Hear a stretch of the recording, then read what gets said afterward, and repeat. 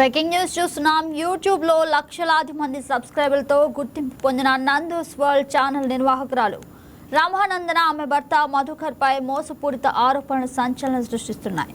ఉద్యోగాలు, విదేశీ visa renewal, certificate of sponsorship పేర్లతో పలువురు యువతుల నుంచి భారీ మొత్తంలో డబ్బులు వసూలు చేసి మోసం చేశారనే ఆరోపణలు వెలుగులోకి వస్తున్నాయి. ఈ వ్యవహారంపై ఎన్టీఆర్ జిల్లా ఇబ్రహీంపట్నం పోలీస్ స్టేషన్లో గతేడాది నవంబర్లోనే కేసు నమోదైనప్పటికీ తాజాగా ఈ విషయం బయటకు రావడంతో చర్చనీయాంశంగా మారింది.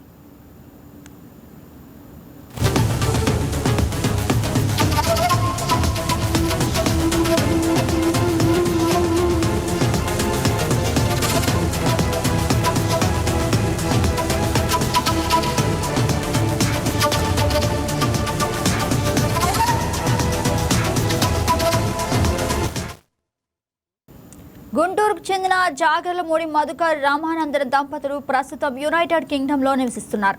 రామానందన నందూస్ వరల్డ్ పేరుతో యూట్యూబ్ ఛానల్ నిర్వహిస్తూ సోషల్ మీడియాలో మంచి గుర్తింపు పొందారు. వీరికి గుంటూరు, విజయవాడ, హైదరాబాద్ తదితర ప్రాంతాల్లో డెస్టినేసీ కన్సల్టీ పేరుతో కార్యాలయాలు ఉన్నట్లు సమాచారం. ఈ నేపథ్యంలో ఎన్టీఆర్ జిల్లా కొత్తూరుకు చెందిన శివక్రాంతి కుమార్ అనే వ్యక్తి యూకేలో చదువుకునే సమయంలో మధుకర్తో ఏర్పడిన పరిచయంతో తన వీసా రెన్యువల్, భార్యకు ఉద్యోగం కల్పించేందుకు అవసరమైన సర్టిఫికేట్ ఆఫ్ స్పాన్సర్షిప్ కోసం వారిని సంప్రదించాడు. దీనికి సంబంధించి గుంటూరులోని డెస్టినీ కన్సల్టెన్సీ కార్యాలయంలో మధుకర్ తండ్రి మోహన్ రావును కలవాలని సూచించారని, వారి సూచన మేరకు 2 ఖాతాల ద్వారా మొత్తం 15 లక్షల రూపాయలు చెల్లించినట్లు బాధితుడు ఆరోపిస్తున్నాడు. డబ్బులు చెల్లించి 2 నెలల తర్వాత అగార్డ్ సొల్యూషన్స్ పేరిట ఒక సర్టిఫికేట్ ఆఫ్ స్పాన్సర్షిప్ పంపించారని, అయితే అది నకిలీ పత్రంగా తేలిందని బాధితుడు చెబుతున్నాడు. సంబంధిత సంస్థ యజమాని ఫైజల్ను సంప్రదించగా తన పేరుతో తప్పుడు లేఖ జారీ చేసి ఉండవచ్చని సమాధానం ఇచ్చినట్లు వెల్లడించాడు.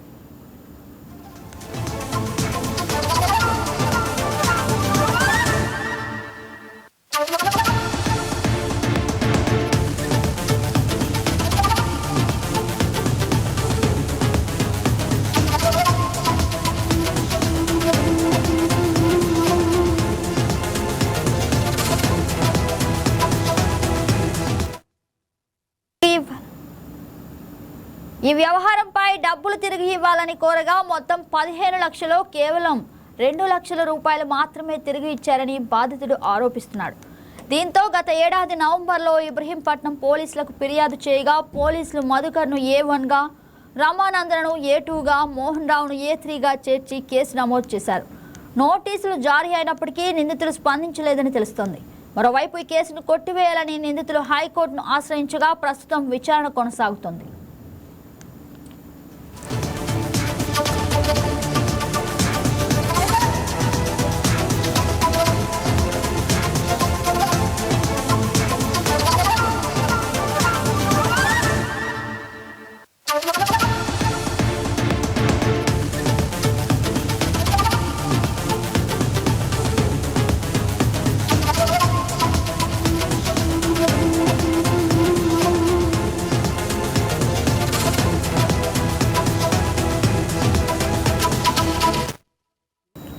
ఈ కేసు ఒక్క బాధితుడికే పరిమితం కాకపోవచ్చనే అనుమానాలు వ్యక్తమవుతున్నాయి. ఆంధ్రప్రదేశ్, తెలంగాణతో పాటు గుజరాత్, రాజస్థాన్, బీహార్ వంటి రాష్ట్రాలకు చెందిన మరికొందరు కూడా ఇలాంటి మోసాలకు గురైనట్లు సోషల్ మీడియాలో పోస్టులు వైరల్ అవుతున్నాయి.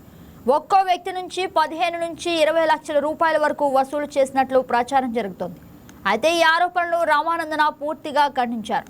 తమ కుటుంబంపై వ్యక్తిగత కక్షతో కొందరు దుష్ప్రచారం చేస్తున్నారని, తమ పేరుతో ఎలాంటి కంపెనీలు నిర్వహించడం లేదని, తమ పేర్లు ఉపయోగించి కొందరు ఇతరుల డబ్బులు వసూలు చేస్తున్నారని ఆమె తన యూట్యూబ్ ఛానల్ ద్వారా వివరణ ఇచ్చారు. ఈ నేపథ్యంలో అసలు నిజాలు ఏమిటి, బాధితుల ఆరోపణలో ఎంతవరకు వాస్తవం ఉంది, దర్యాప్తులో ఎలాంటి విషయాలు వెలుగులోకి వస్తాయనేది ఇప్పుడు ఆసక్తికరంగా మారింది.